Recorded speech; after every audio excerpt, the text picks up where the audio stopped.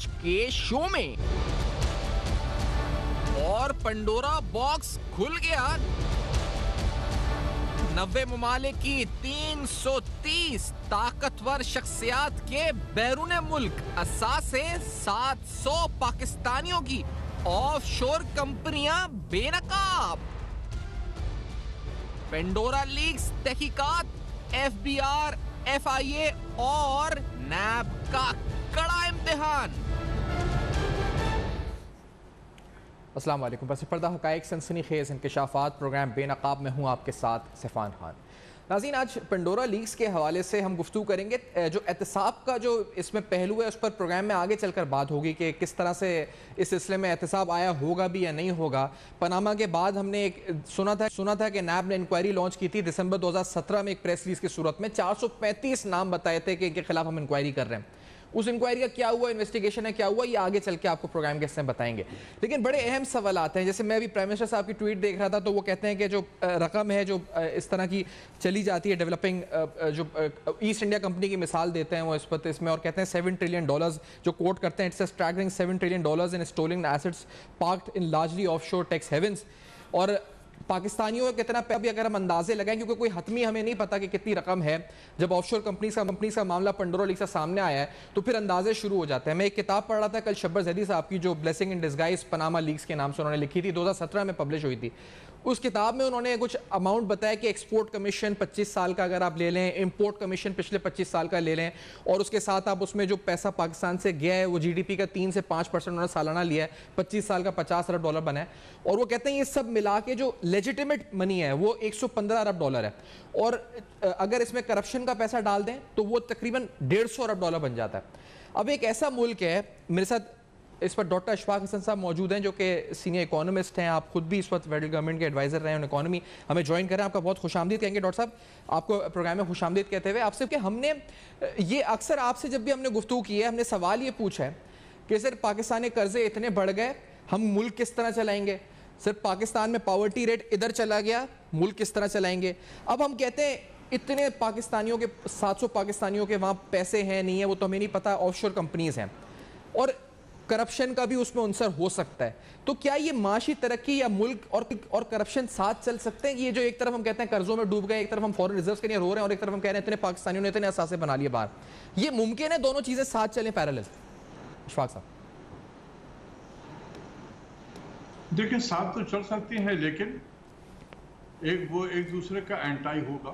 جی, جس ملک میں کرپشن ہو تو اس ملک میں غربت بھی ہوگی, اس ملک کا بجٹ کا خسارہ بھی بہت زیادہ ہوگا, اور وہ ملک قرضوں میں بھی ڈوبا رہے گا, اور اس ملک کی اپنی فائنینشل سوورنٹی بھی جو ہے وہ داؤ پہ لگی ہوئی ہوتی ہے. تو یہ ہم دیکھ رہے ہیں ایک زمانے سے اس قسم کی چیزیں نکلتی رہتی ہیں. بڑا دکھ ہوتا ہے. ویسے آپ یقین کریں کہ ہم جیسے ترقی پذیر ملک میں جہاں پر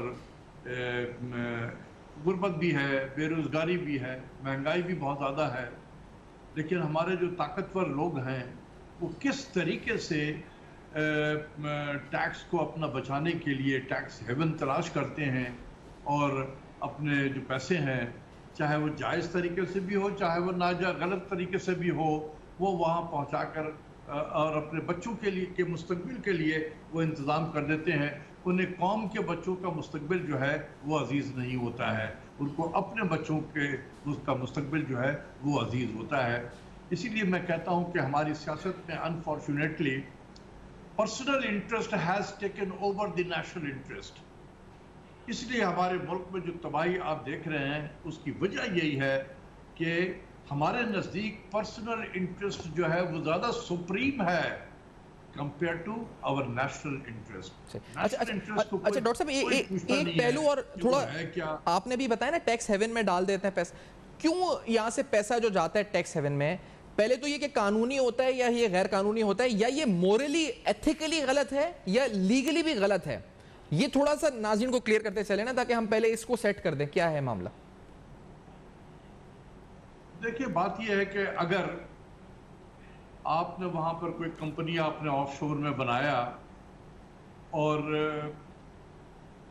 چاہے آپ نے لیگل طریقے سے ہی لے کر گئے ہیں, اور پیسہ بھی جو گیا ہے وہ ڈکلیئرڈ بھی ہے, اگر ہم نے ٹیکس کے اپنے ریٹرن فائل کیے ہوئے ہیں اور اس میں میں نے یہ بتایا ہے کہ میرے ایک آف شور کمپنی بھی ہے تو وہ تو ٹھیک ہے. اگر کسی کا اپنے کاروبار کے لیے اگر کوئی آپ نے کمپنی بنائی ہے تو وہ ٹھیک ہے, لیکن زیادہ تر لوگ جو ہیں وہ ٹھیک نہیں ہوتے ہیں. the very fact کہ آپ ملک سے پیسہ باہر لے کر چلے گئے آف شور میں, بھئی اللہ کی مار تھی کہ آپ آن شور پہ کیوں نہیں رکھا. why you took money to of شور اکاؤنٹ میں, اپنے ملک کے اکاؤنٹ میں رکھتے یا ڈکلیئر کرتے, تو وہاں لے کے جانے کی کیا ضرورت پڑ گئی تھی آپ کو. تو یہ چیزیں بہت سارے سوالات کو جنم دیتی ہیں, اور میں تو کہوں گا کہ جو ہمارے ادارے ہیں ان کو انویسٹیگیٹ کرنا چاہیے. جتنے لوگوں کے نام آئے ہیں دیکھ لیں, ایسے بہت سارے ایسے ہوں گے جن کے پاس کوئی نہ کوئی وہ ہوگا, کوئی نہ کوئی ذاتی اور صحیح بات بھی ہوگی کہ انہوں نے تمام کام لیگل طریقے سے کیا. جو لیگل طریقے سے ہوا ہے, ڈکلیئرڈ ہے, تو بالکل ٹھیک ہے. جو نہیں ہے تو اس کو تو دیکھنا چاہیے. میں نے دیکھا کہ کئی بچوں کے کئی والد صاحب نے اپنے بچوں کے نام پہ وہاں پر کمپنی کھول دی ہے.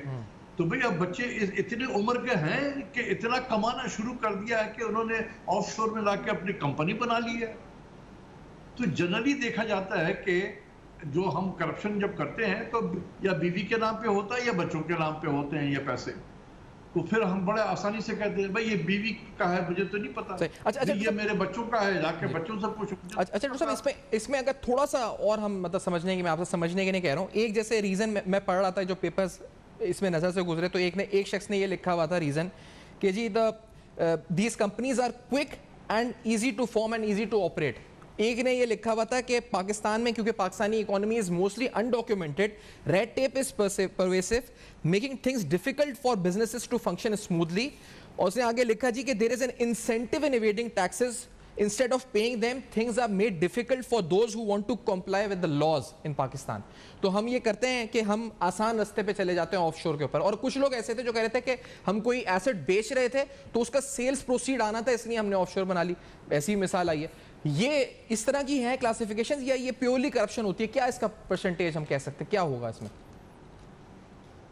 دیکھیں بات یہ ہے کہ فرض کر لیں کہ اگر میرا بھی نام اس میں آ جاتا, ویسے لوگوں نے پوچھا کہ آپ کیسے رہ گئے, تو میں نے کہا کہ میں ان بڑے اور پاورفل لوگوں میں سے شامل تو نہیں ہوں, ورنہ میرا بھی نام آ جاتا کہ ڈاکٹر اشفاق کے بیٹے کا بھی اکاؤنٹ نکل آیا ہے. میرا بیٹا بھی مجھے پوچھ رہا تھا کہ شاید میں بھی مشہور ہو جاتا اس وجہ سے. تو کہنے کا مطلب یہ ہے کہ اگر فرض کر لیں کہ میرا نکل آتا, میں 100 بہانے تلاش کرتا کہ اس ملک کا نظام ٹھیک نہیں ہے, اس ملک میں اگر میں ایک مرتبہ انکم ڈکلیئر کر دوں تو ایف بی آر والے جان کو آ جاتے ہیں, اور وغیرہ وغیرہ, جو چاہے میں پھر دے سکتا ہوں جسٹیفیکیشن اس کی. تو اس کے لیے جسٹیفیکیشن دینے میں کوئی کمی نہیں ہے. جہاں تک کہ دیکھیں بہت سارے لوگ شاید قانونی کام کر رہے ہوں گے, وہ ان کو فکر نہیں ہونی چاہیے, لیکن میں یہ سوچتا ہوں کہ جن لوگوں کا نام آیا ہے کیا یہ پہلے نہیں بتا سکتے تھے؟ they were waiting کہ کوئی ایسا انویسٹیگیشن کرے گا اور ہمارے نام آئیں گے اور ہماری کمپنی کی مشہوری ہوگی. اب بدنامی بھی ہوتی ہے اس میں, کوئی لوگ اچھے اس الفاظ میں تو یاد نہیں کرتے ہیں ایسے لوگوں کو جن کا نام آ رہا ہے, شک کی نگاہ سے دیکھتے ہیں. تو یار اگر ٹھیک تھا تو یہ پہلے بھی تو بتا سکتے تھے نا. یہ کوئی آپ نے why did you wait کہ جی یہ جب یہ پینڈورا باکس کھلے گا تو اس میں میرا اس میں آئے گا, آپ پہلے بتا دیتے کہ جی یہ میں کام کر رہا ہوں, یہ میری کمپنی ہے, وہاں میں نے کھولا ہوا ہے, اس پرپس کے لیے کھولا ہوا ہے, یہ ڈکلیئرڈ ہے ساری چیزیں, اس میں کوئی پرابلم نہیں ہوتا. لیکن لوگ پہلے نہیں بتاتے, جب پھنس جاتے ہیں تو پھر وہ 50 کلیریفیکیشن آنا شروع ہوتا ہے. دیکھیں اس میں آپ کسی بھی ایک ایوریج پاکستانی سے دیکھیں, جن کا نام آ رہا ہے لوگ ان کو اچھی نگاہ سے نہیں دیکھتے, چاہے وہ صحیح بھی کیا ہوا ہو, انہوں نے لیگلی بھی کیا ہوا ہے, لیکن لوگ ان کو اچھی نگاہ سے نہیں دیکھتے, ان کو شک کی نگاہ سے دیکھتے ہیں. میرے خیال میں یہی ان کی سب سے بڑی ایک سزا ہے کہ سوشلی لوگوں کے نظر میں وہ گر جاتے ہیں, چاہے وہ جتنے معتبر کیوں نہ ہو. جتنا بھی نام آ رہا ہے لوگ ان کو اسی اینگل سے ٹریٹ کرتے ہیں, اچھا یار ان کا بھی نام آ گیا, یہ بھی پیسہ باہر لے کے گئے، یہ اس قسم کی چیزیں. اور یہ لاسٹلی ڈاکٹر صاحب ایک بات بتائیے گا کہ جو کیونکہ آپ عالمی ایجنسیز جو ہیں جیسے IMF ہے، ورلڈ بینک ہے، جو ہمیں ڈونرز بھی ہیں یا ہمیں لون بھی ملٹی لیٹرل آرگنائزیشن سے ہم لیتے ہیں، تو وہ ہمیں جیسے تانا دیتے ہیں کہ ٹیکس بیس آپ نہیں بڑھاتے اپنی. آپ سمجھتے ہیں کہ پھر یہ ایسے لوگ جیسے 700 یہ تھے اور 435 شاید پاناما میں تھے، 500 کے قریب، تو کہتے ہوں گے آپ کے لوگوں کے پاس تو یہ لوگ ہیں پیسہ اتنا ہے کہ وہ وہاں سے آف شور ہیونز میں رکھ رہے ہیں پیسہ، تو پھر آپ کو پیسے کی کمی ہے. یہ اس طرح کے سوال اٹھتے ہوں گے ہمارے جو وفد جاتے ہوں گے مذاکرات کرنے پیسہ مانگنے کے لیے ادھر ادھر. ایک میں آپ کو بتاؤں، ایک انٹرنیشنل آرگنائزیشن ہے، میں نام لینے چاہتا ہوں جی، تو ان کے کوئی بڑے پاورفل لوگ وزٹ کر رہے تھے پاکستان، تو جو ان کے پاکستان میں نمائندے تھے انہوں نے ان کے لیے ان کے آنر میں ایک ڈنر کیا. بڑا سلیکٹڈ قسم کے تھے، 10-12 لوگ تھے اس میں میں بھی موجود تھا. تو انہوں نے ایک لیکچر دیا اسی طریقے سے کہ آپ کے ملک کا ٹیکس GDP ریشو بہت کم ہے، دنیا میں یہ ہے وہ ہے، آپ لوگ ٹیکس اکٹھا نہیں کر سکتے ہیں، یہ وہ. تو جب انہوں نے تقریر شکل کر لی تو مجھ سے پوچھا کہ جی آپ کا کیا ویو ہے. تو میں نے کہا کہ بات تو انہوں نے صحیح کی ہے کہ ٹیکس GDP ریشو ہمارے یہاں کم ہے، ہمارے لوگ ٹیکس نہیں دیتے ہیں، لیکن اگر ہم ٹیکس اکٹھا اگر کر لیں تو پیسہ پھر بھی نہیں کہیں چلا جائے گا گھوم پھر کر. تو میں نے کہا بینیفیشری یہی لوگ ہوتے ہیں. اب آپ دیکھیں دنیا کا کتنا دوہرا معیار ہے کہ جہاں سے پیسہ جا رہا ہے اسی پہ سارا زور ہے، FATF کی شکل میں ہو، فلاں کی شکل میں ہو، اور جو منی لانڈرنگ کا ہیون بنا ہوا ہو، ان کے لیے جنت بنا ہوا ہو، وہ ہمیں تانا دے رہے ہوتے ہیں کہ آپ کے ہاں نظام ٹھیک نہیں ہے. ڈاکٹر صاحب کیونکہ وقت کی قلت ہے، میں آپ کا پوائنٹ آف ویو آیا بھی تو پوچھیں جی، میں اپنے ہیون جو بنائے ہوئے ہیں اس کا کون دیکھے گا. ایکچولی بہت ریلیونٹ سوال ہے ڈاکٹر شفاعت حسن صاحب کی، جو جتنی گفتگو ہوئی ہے بڑی اہمیت کی حامل ہے. جنہوں نے گفتگو کی آخر میں جو مثال دی ہے وہ بھی ناظرین ہے ہم سب کے لیے. ہم ایک طرف غربت، مہنگائی یہ سب کہتے رہتے ہیں اور دوسری طرف یہ ہم سن رہے ہوتے ہیں قصے، تو یہ بہت بڑا تضاد ہے، ٹیکنیکلٹیز میں جانے کے علاوہ بڑا تضاد ہے. اب اگلا سوال ہے اس بریک کے بعد جو اٹھائیں گے کہ احتساب ہوگا یا نہیں ہوگا، اور کیسا احتساب ہوگا، جو پاناما کا ہوا تھا یا کچھ مختلف. اس بریک کے بعد ہمارے ساتھ رہے گا.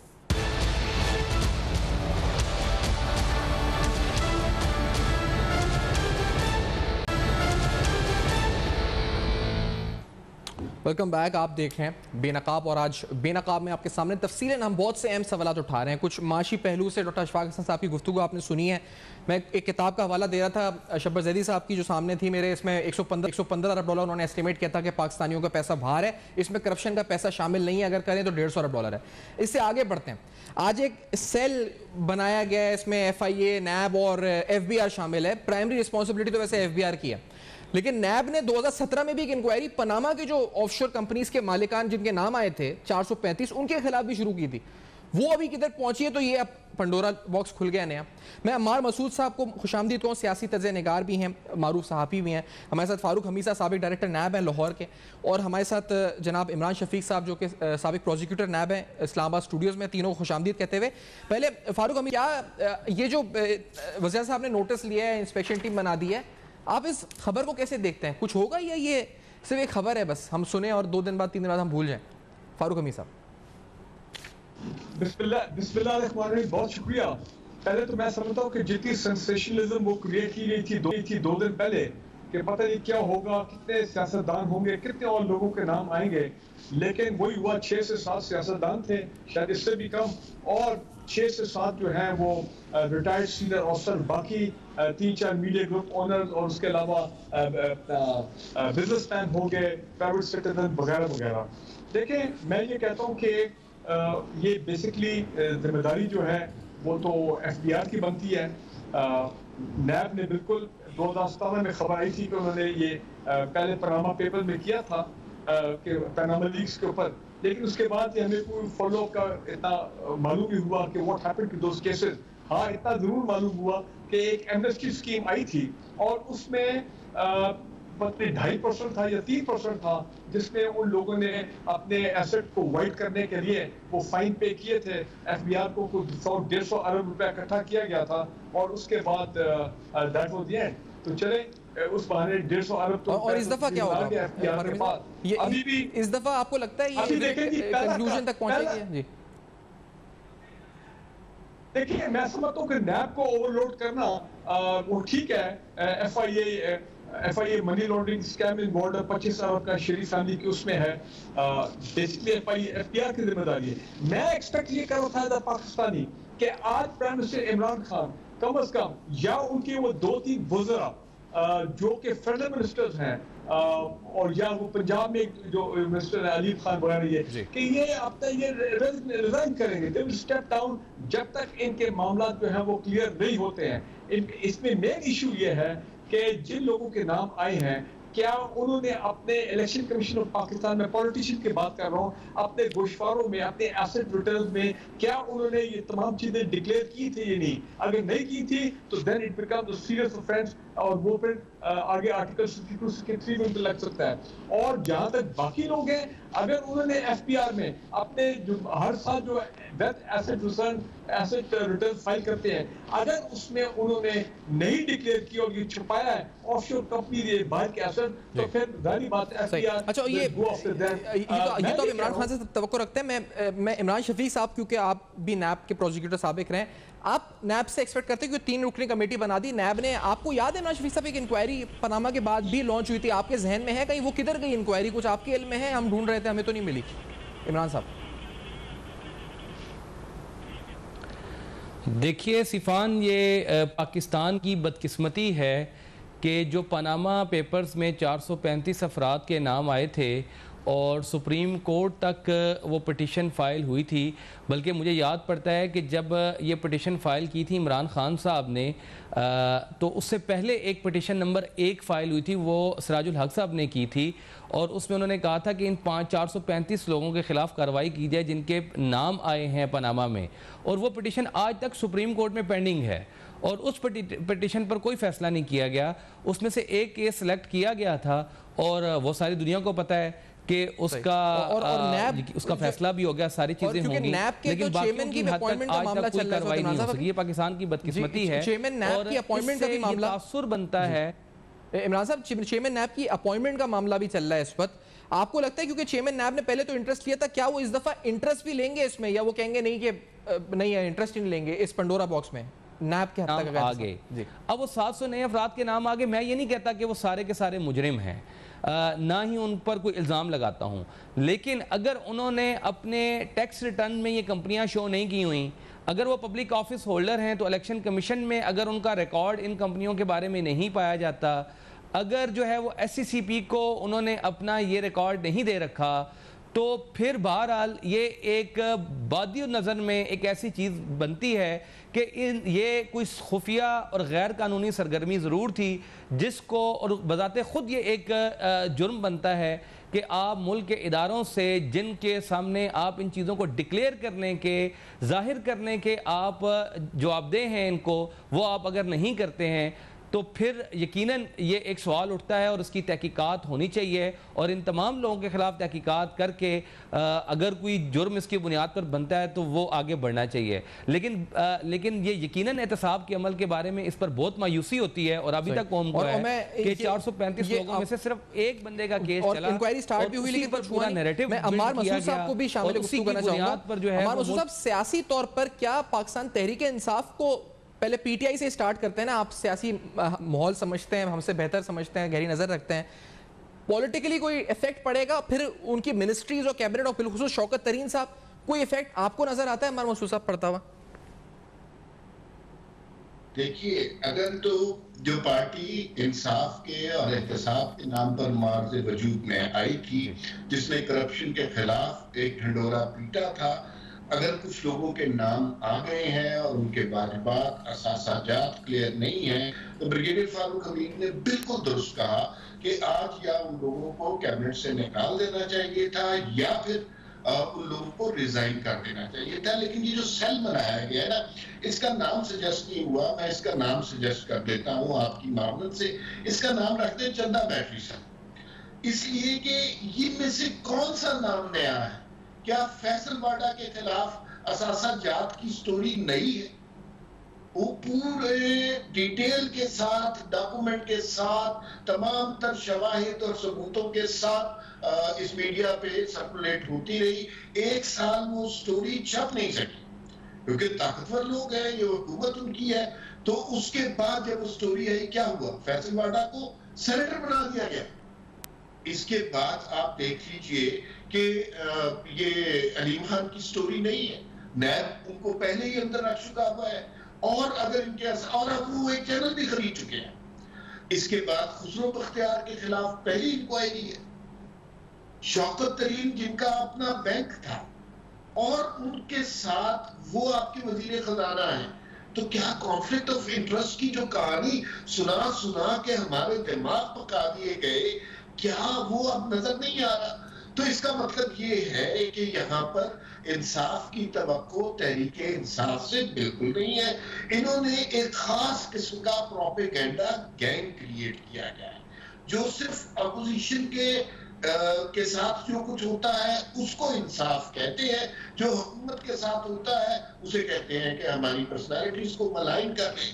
آپ اور اس کے نہیں تو یہ جو نیریٹو ہے عمار صاحب، جو آپ جو نیریٹو کہہ رہے ہیں نا کہ یہ نیریٹو بنا ہے انصاف کا، اس نیریٹو کو تو الیکشن سے 2 سال پہلے دھچکا لگے گا. جو فاروق حمید صاحب بھی کہہ رہے ہیں کہ نہیں ان کو کرنا چاہیے تھا، آپ بھی کہہ رہے ہیں، تو پھر خان صاحب کی جو ایک ان کا ایک نیریٹو ہے کہ کرپشن کے خلاف وہ اپنے بھی لوگ ان کو نہیں چھوڑتے، تو وہ تو گیا، وہ الیکشن سے پہلے وہ ہرٹ ہوا ہے. عمار مسعود صاحب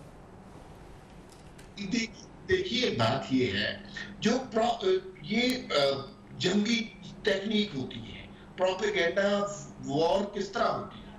کل آپ نے ٹرانسمیشن دیکھی اور سارے پاکستان نے ٹرانسمیشن دیکھی. کل کیا چیز سب سے زیادہ ڈسکس ہوئی؟ علیم خان، فیصل واڈا یا شوکت ترین یا خسرو بختیار، یہ زیادہ ڈسکس ہوئے، یا ڈسکس یہ ہوا کہ جنید صفدر کی جو پی ٹی وی اور اے آر وائی پہ خبر چلی ہے وہ فیک نیوز ہے یا نہیں؟ یہ ماسٹر ہے پروپیگنڈا کے، انہیں سچویشن کو ڈائیورٹ کرنا آتا ہے. ہم ہمیشہ سے یہ سمجھتے تھے کہ سچ بہت بڑی طاقت. ٹھیک ہے. اچھا، اور عمار صاحب ایک بریک ہمیں لینی ہے. آپ جس طرح کہہ رہے ہیں کہ پروپیگنڈا کے ماسٹر ہیں، میں پوچھوں گا کہ اپوزیشن پھر رہی ہے، وہ پھر کیوں نہیں اپنا نیریٹو بلڈ کر پا رہی؟ یہ بھی، اور عمران شفیق صاحب اور فاروق حمید صاحب سے بھی گفتگو اس بریک کے بعد. ناظرین ہمارے ساتھ جڑے رہیے گا.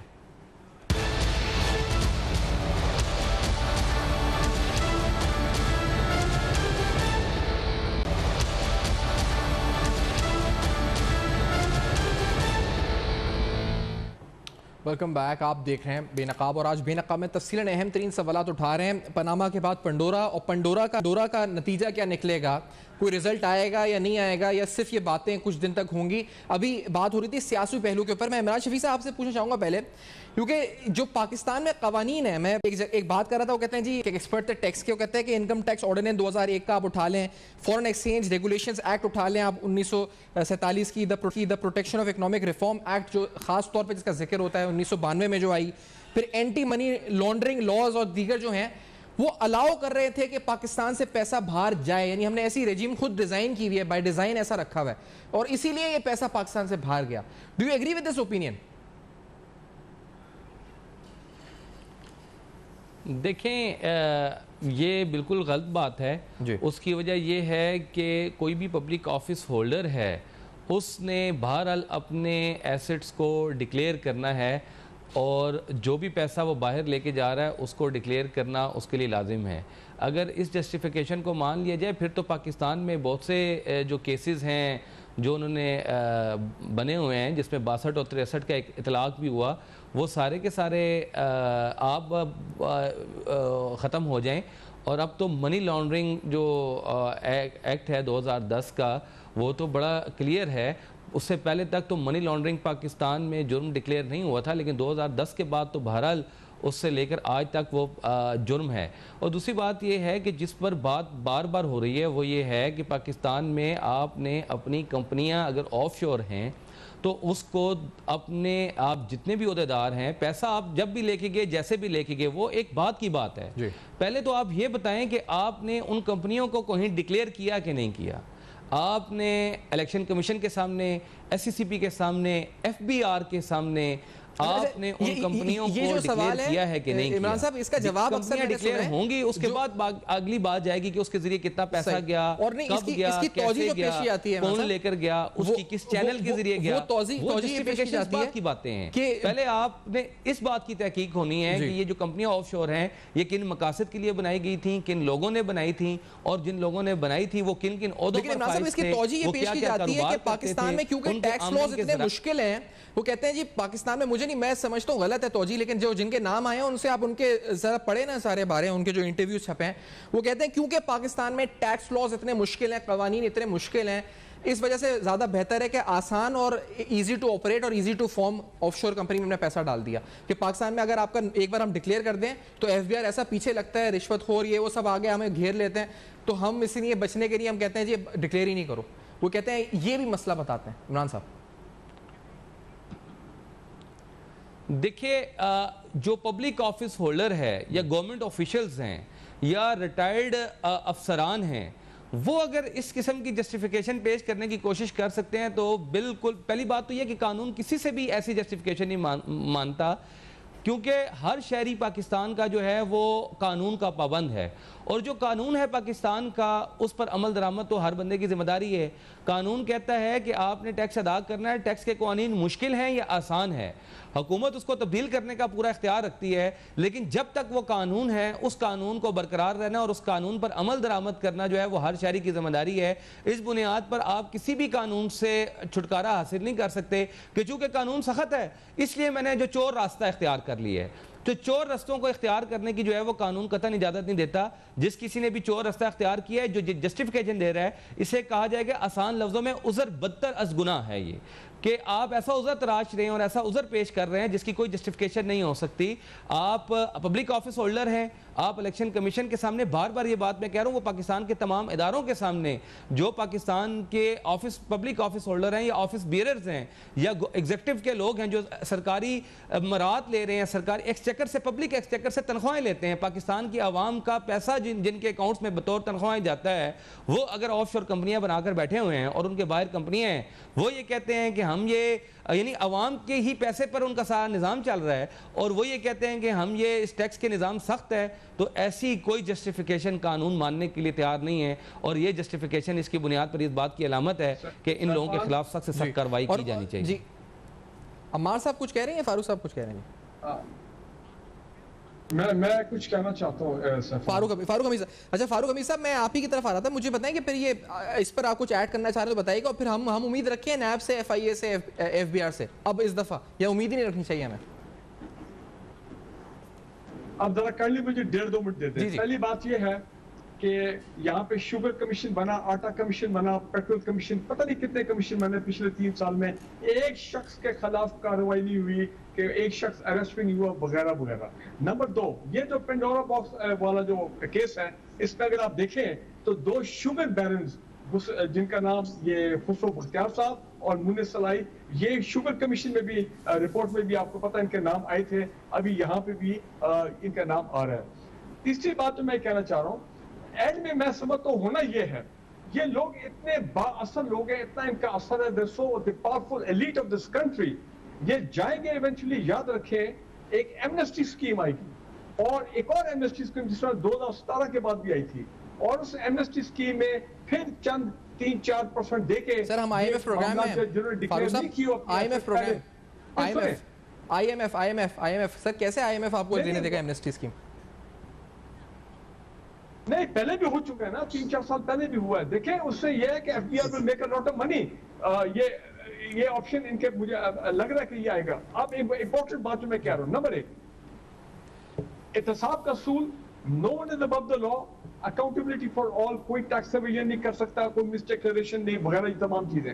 بٹ having said that، یہ جو پینڈورا لیک میں آئے اس میں میں دیکھ رہا ہوں کہ 2 ایلیمنٹس میں مجھے ایک میلیفائڈ انٹینشن، ایک تصدیق اور ایک ڈیلیبریٹ تعصب اور پریجوڈس مجھے نظر آ رہا ہے.